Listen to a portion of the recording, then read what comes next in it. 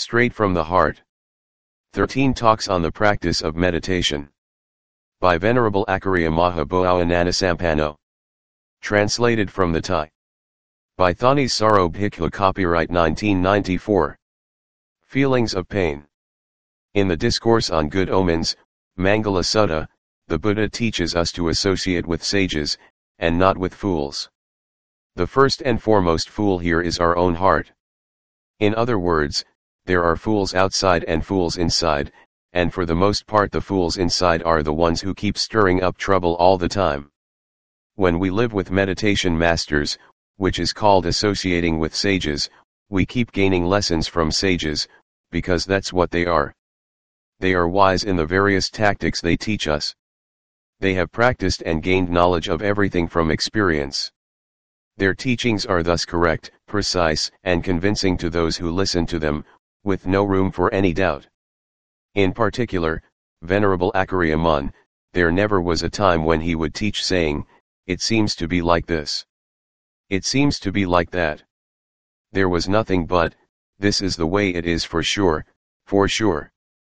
And we were sure, because he spoke only the absolute truth taken right from a heart that had already known and seen, and from his own well-conducted practice.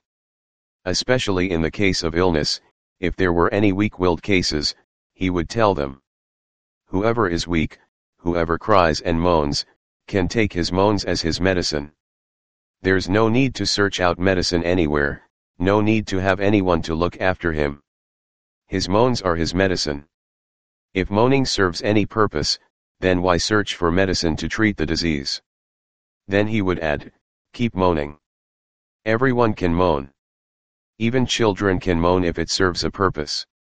But here it doesn't serve any purpose at all other than to annoy those good people who are unflinching in the practice. So you shouldn't moan out of weakness. You're a meditation monk. When you act like this, who can bear to see it? If you were a child or an ordinary person, there wouldn't be anything wrong with it, because they haven't received any training. They don't have any knowledge or understanding of the various ways to contend with the pain, such as contemplating it. But you already know everything of every sort. Yet when trouble comes, such as illness, you can't find any methods or tactics to care for yourself. You just go all to pieces. This won't do at all. You're a shame to yourself and your fellow meditators. Venerable Acariya Mun was very talented in teaching the heart. When those of his disciples who were intent on studying with him would listen to anything he'd say, it would go straight to the heart. Straight to the heart. The things we should put into practice, we would put into practice. The things we should understand right then, dealing with internal matters, we would understand every time, step after step. When we were ill, he would teach us how to contemplate. When you have a fever, where did you get it from? He'd say this so as to serve a purpose, as food for thought for meditators. From where did you drag out the fever and chills? They arise in this body, don't they? When they disappear, where do they go, if not back to where they came from? Even if they don't disappear, they die together with each of us. There are no exceptions at all in this body. Investigate it so as to know it. All stress, all pains are noble truths.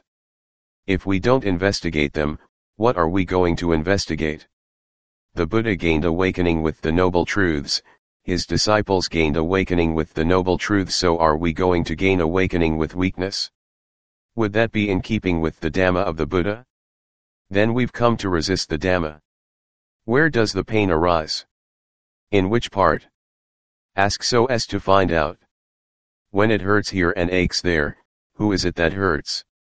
Who is it that aches? Probe on in to find what instigates it. Where does it come from? Where does it hurt? What causes it to hurt? What perceives it as pain? When the body dies and they cremate it, does it hurt? Who is it that deceives itself into thinking that this hurts or that aches? Investigate so as to find its initial causes. If you're a meditator who doesn't know initial causes and doesn't know their effects, this heap of suffering, then how are you going to cure suffering? What is your discernment for? Why don't you think? Why don't you find it and put it to use? Your mindfulness and discernment are for keeping things in mind and investigating them, things such as feelings of pain that exist in your body and mind. He would keep stressing his points, step by step. If the person listening was intent on listening, and especially if he had any fighting spirit, he'd find it easy to grasp the point, and it would appeal to him immediately. Immediately. When we'd leave Venerable Acariya to live in any spot suitable for the practice, his teachings would seem to reverberate through the heart. You could remember every facet of his teachings, every important point that should be used as a tool in the practice. For example, if you were staying in a challenging place, it was if he were right there in the heart. The heart would be really audacious and exultant in practicing, knowing the Dhamma, seeing it, understanding it. You would understand with audacity, and with a warrior's spirit, not by being discouraged, irresolute, or beating a retreat. That's not the way to make the defilements fear you and disappear from the heart.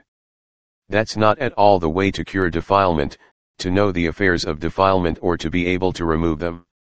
This is the religion. There is nothing to compare with it in being so correct, so precise, so genuine, so true, so indisputable. If we all were to follow the principles of the religion, there would be no need for prisons or jails. What need would they serve? Nobody would be doing any wrong. People would see in line with reason and acknowledge their rightness and wrongness, their good and their evil, using the principles of reason as their standard. We human beings would then be able to live with one another. The reason we need laws, prisons, and jails is because we don't admit our wrongs. When we're wrong, we don't admit that we're wrong. Even the moment after we see ourselves do something wrong, we won't admit to it. Even when we're put in jail and are asked, we still say, "They accused me of stealing this and stealing that," even though we ourselves actually stole it. This is simply an unwillingness to admit to things in line with reason, in line with the truth.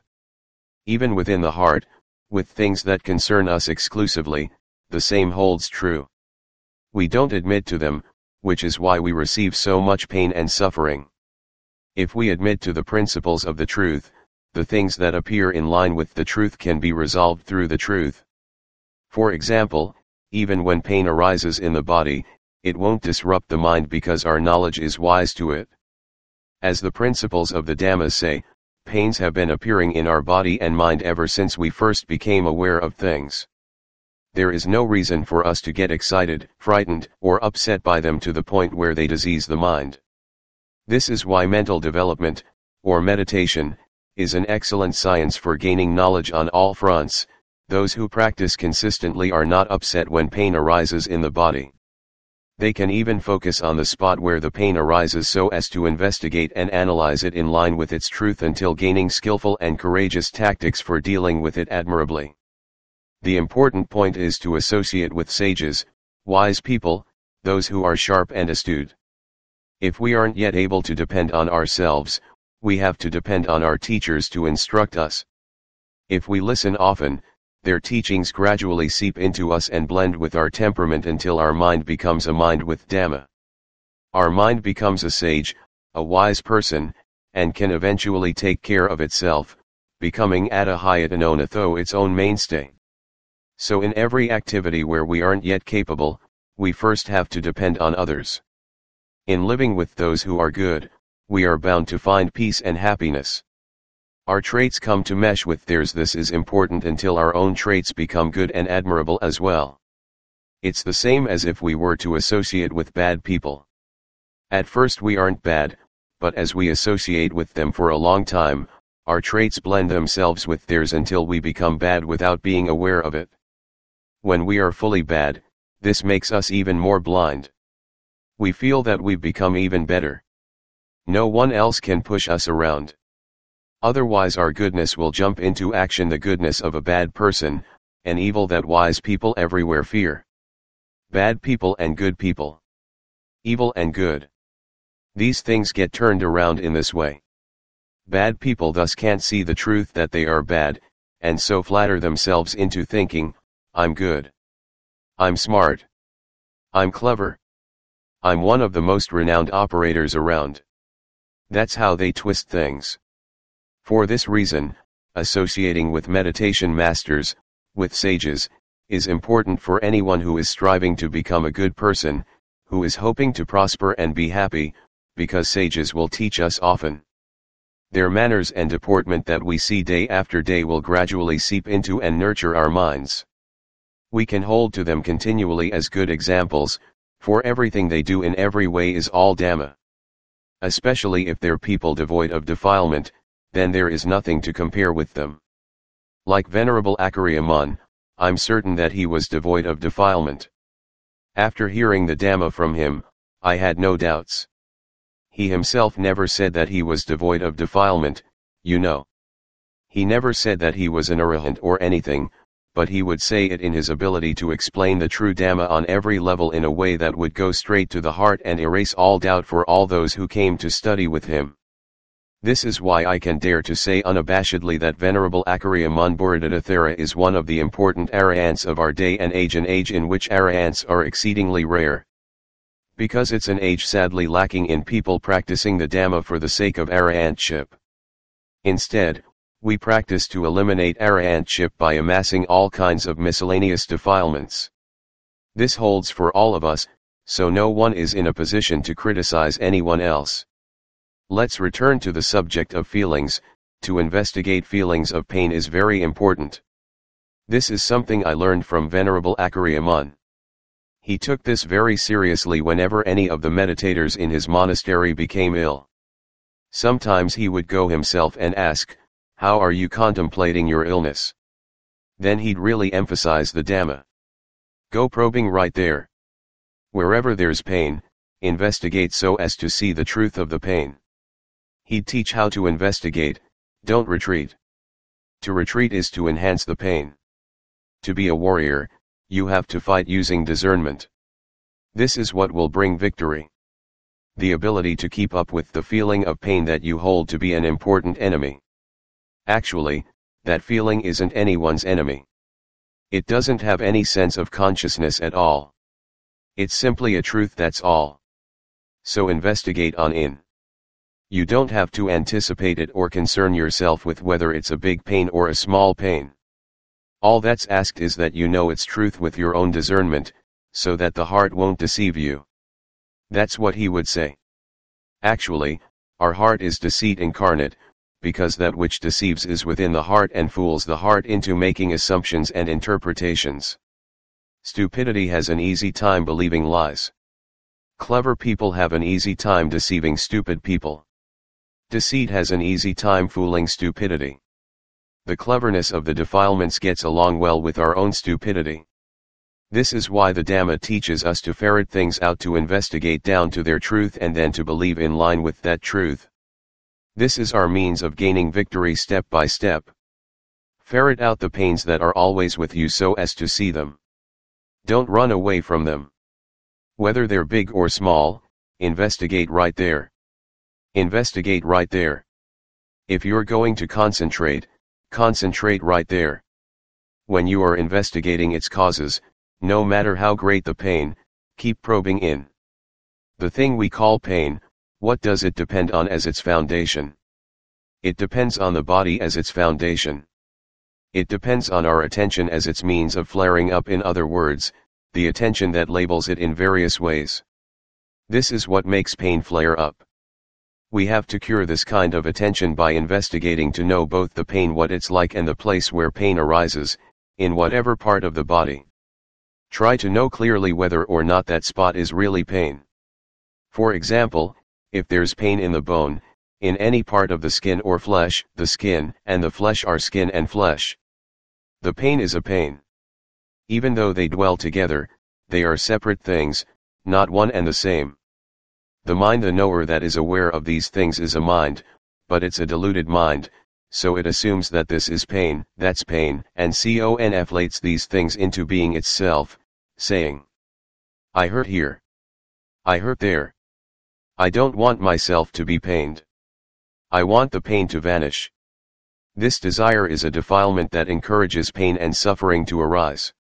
The heart is pained. The feeling of pain in the body is pain. The pain in the heart flares up with that pain, because it wants it to follow the heart's desires. These things keep feeding each other. This is our own stupidity, loading us down with suffering.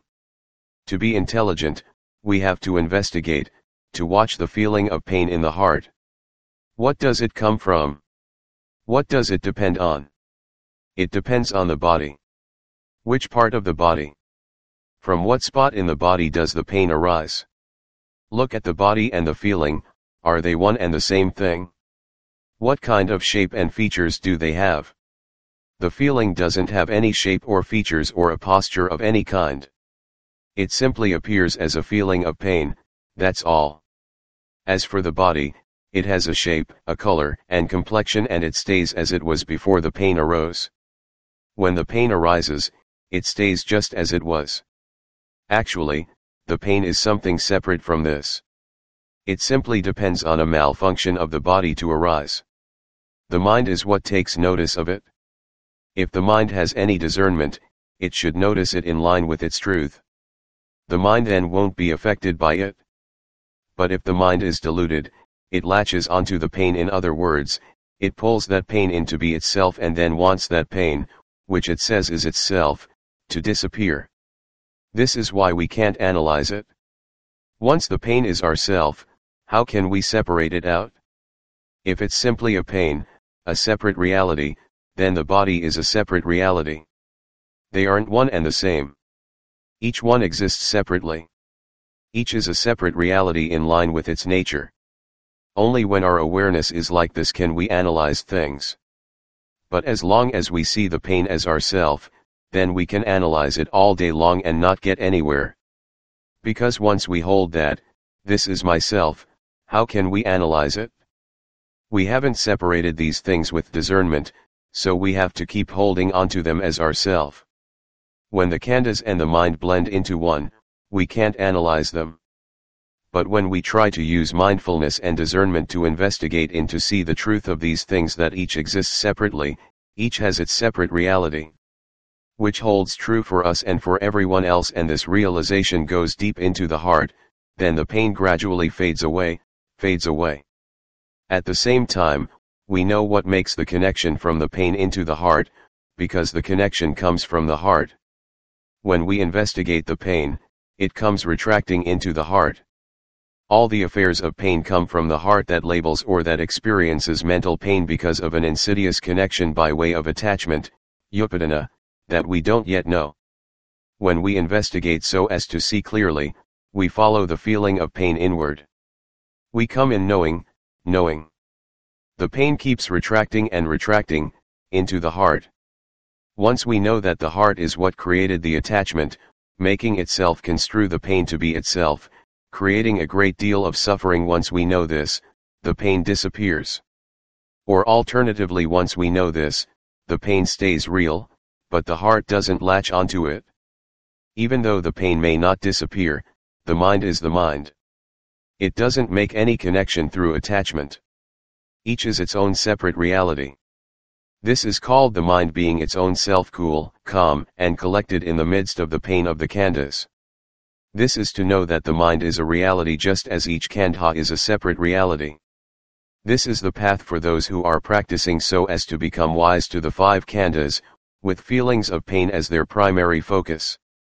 But for those who understand all the way, to the point of reaching the unshakable mind, the unshakable Dhamma, Akupasiddha, Akupadhamma, that can't be provoked into being anything else, there is no problem at all. Whether pain is little or great, they have absolutely no problem because their minds are always true.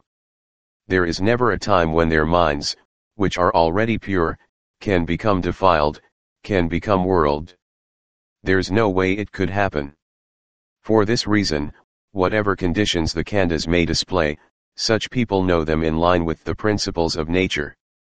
The khandhas themselves appear in line with the principles of nature and disappear in line with nature. They remain naturally and then disappear naturally. The mind knows in line with its own nature, without having to be forced or coerced in any way. The minds of those who know totally all around are like this.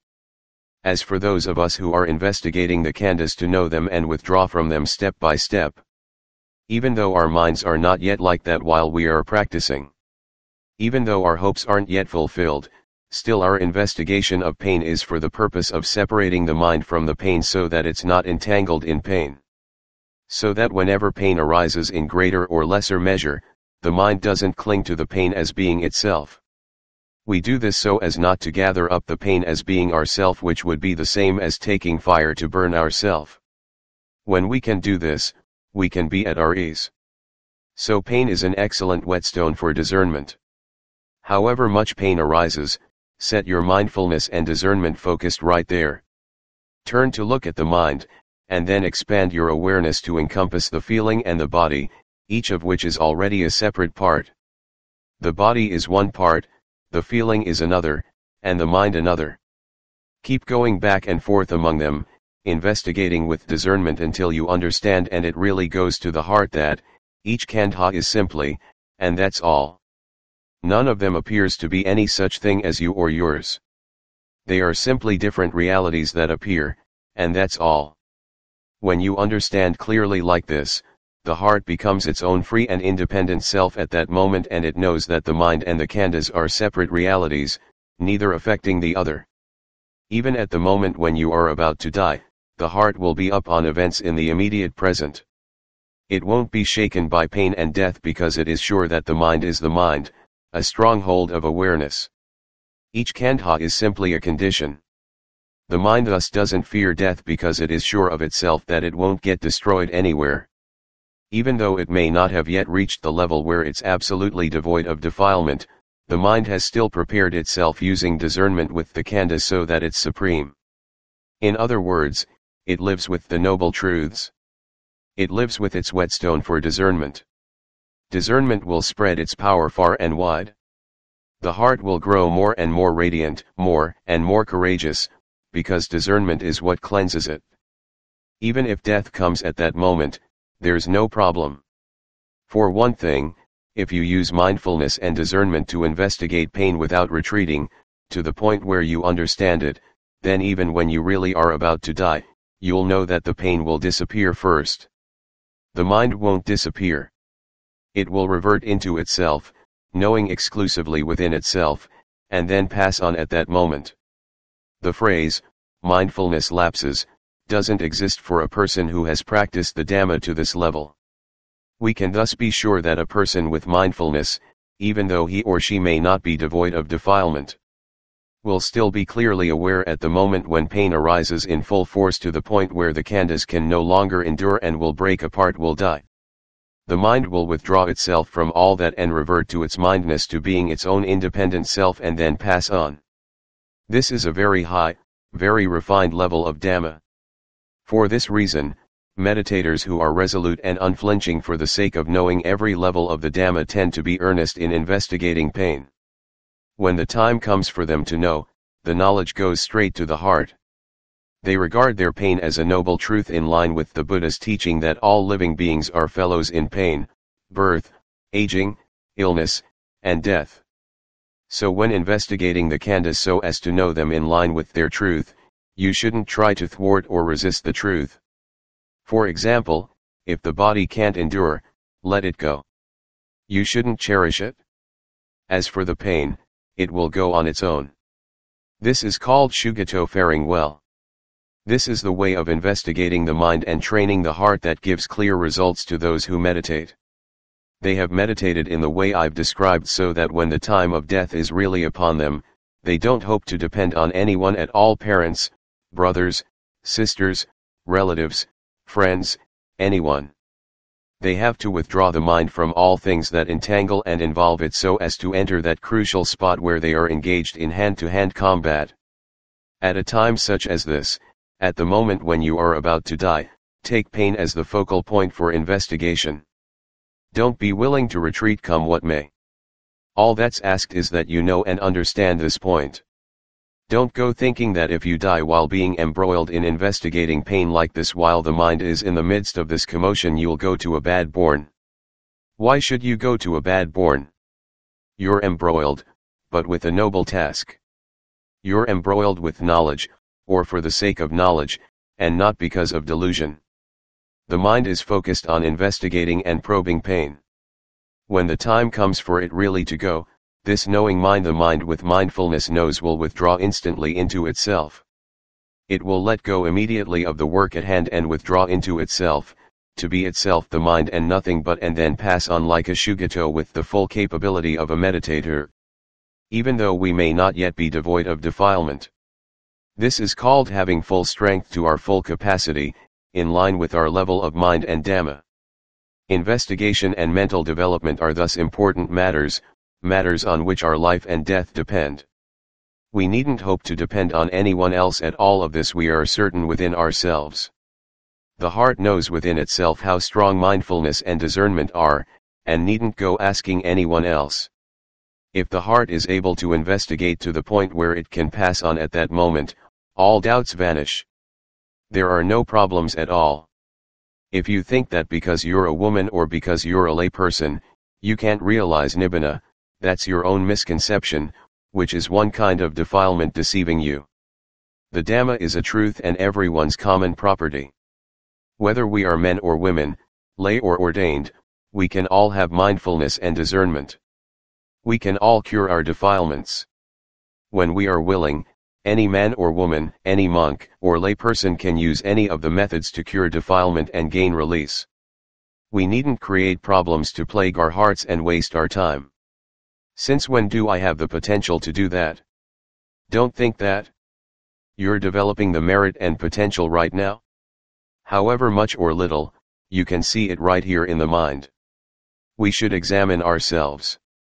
Wherever we are stupid, we should develop intelligence, mindfulness and discernment.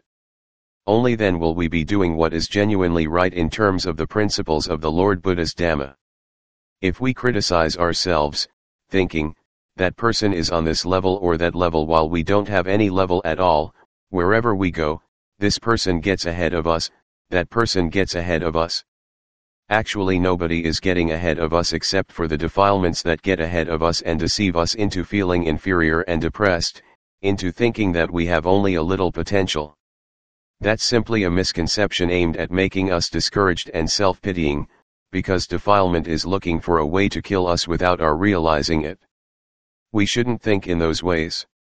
We are full of potential, all of us. And why shouldn't we be?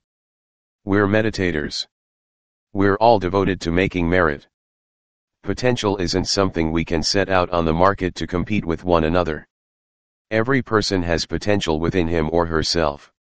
We're taught not to belittle one another's potential. Even with animals, we're taught not to belittle them. Think of that.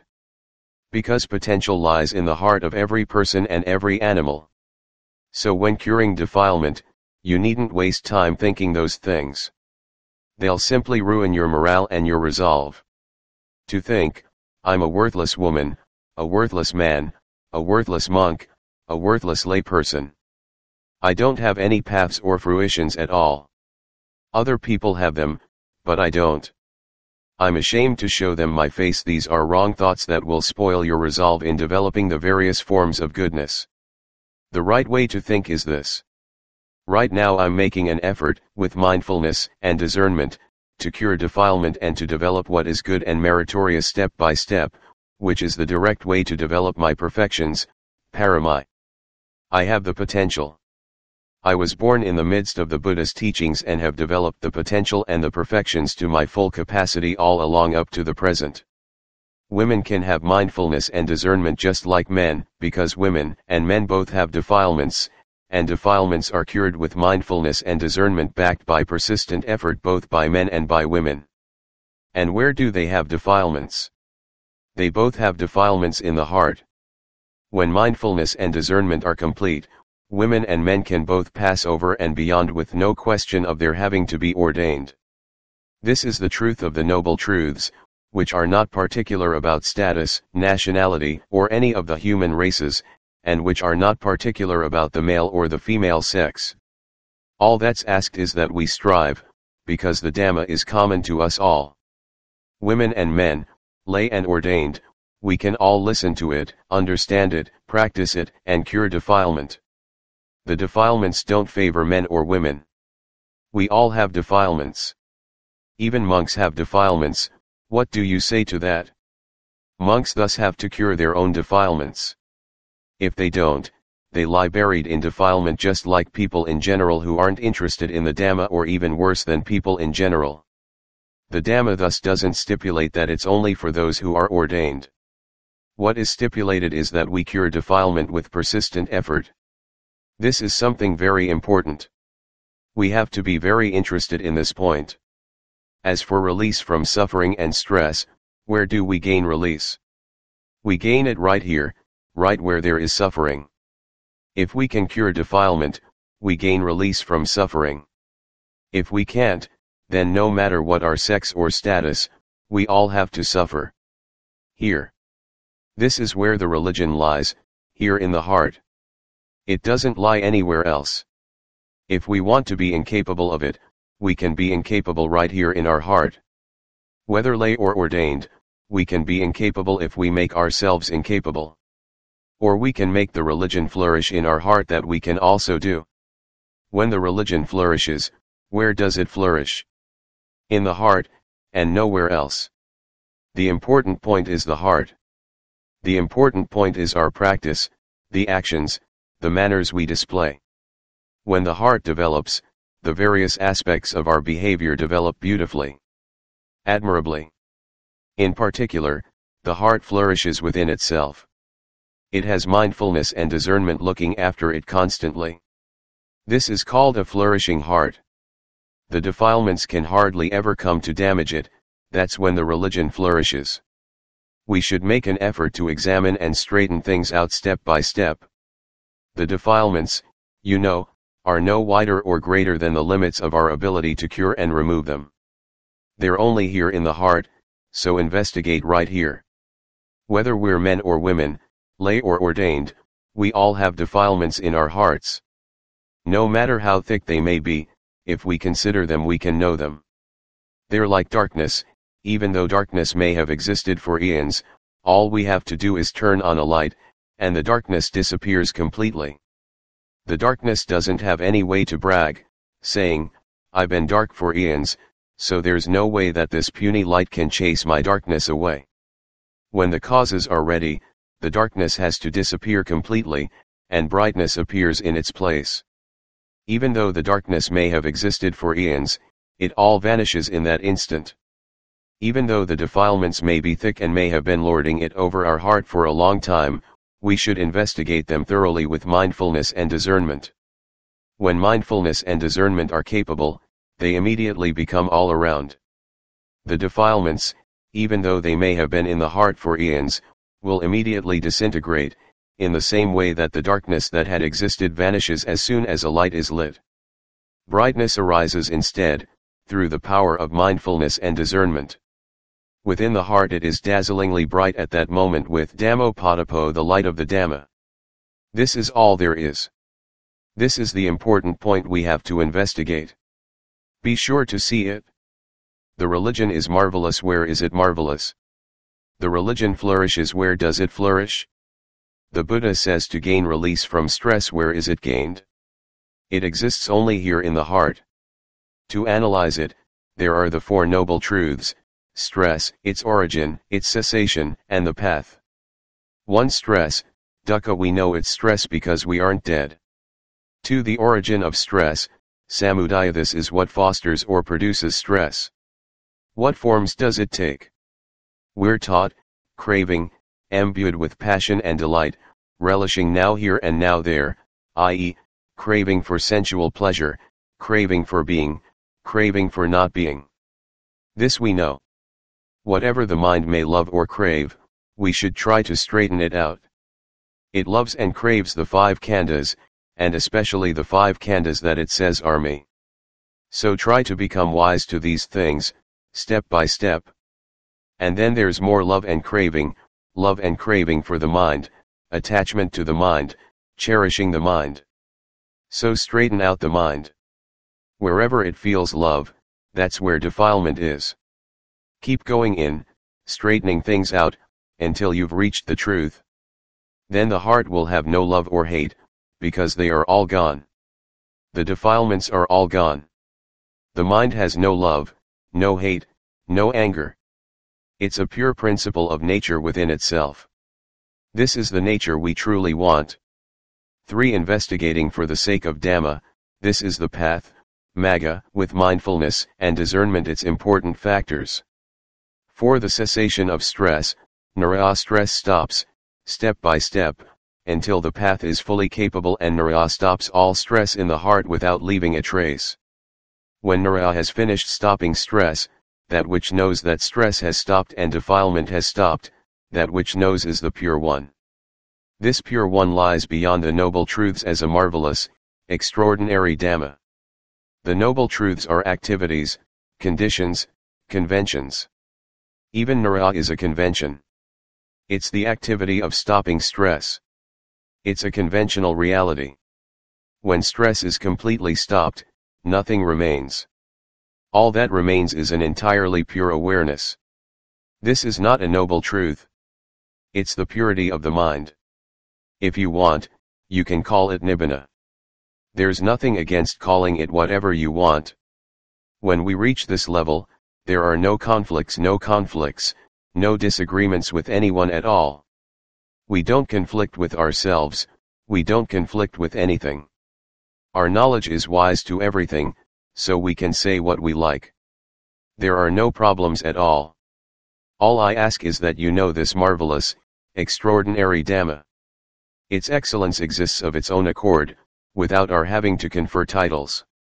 This, then, is the genuine religion. Probe right here. Probe on in. When in the practice of the religion we come to know, we'll know right here. If the religion is to flourish, it will flourish right here. The Buddha, in teaching the beings of the world to gain release from suffering, taught right here, and release is gained right here, nowhere else. We qualify as beings of the world and lie within the net of the Buddha's teachings. We're in the Buddha's following. Each of us has the right to practice and remove defilement so as to go beyond suffering and stress.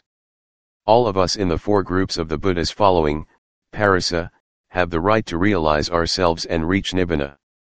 So, I ask that you contemplate. Investigate.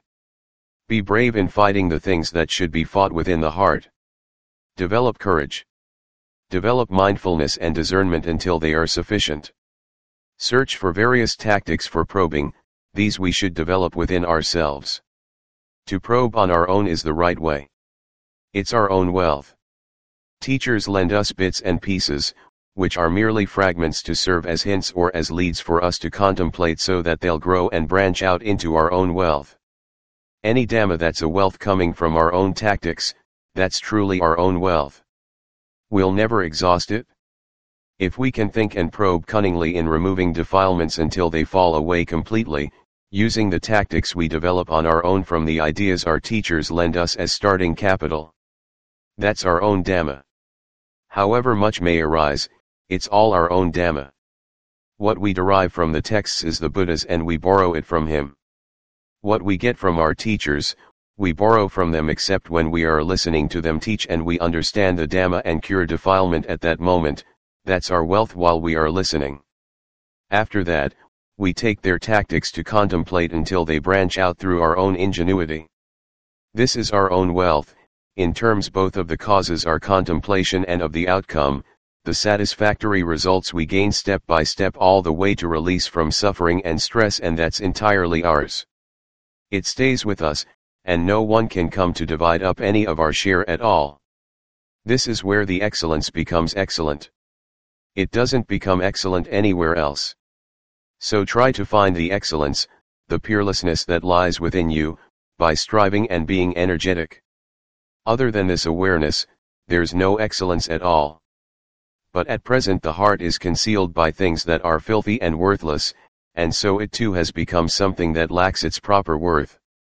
Right now we are washing it, peeling away the various kinds of defilement, step by step. When we have used our full strength to peel them all away until there aren't any left in the heart, then the heart is fully pure. Excellence appears here in this heart, and so the excellence is excellent right here. We don't have to search anywhere for anything more, for we have fully reached the land of enough. So then, I'll ask to stop here.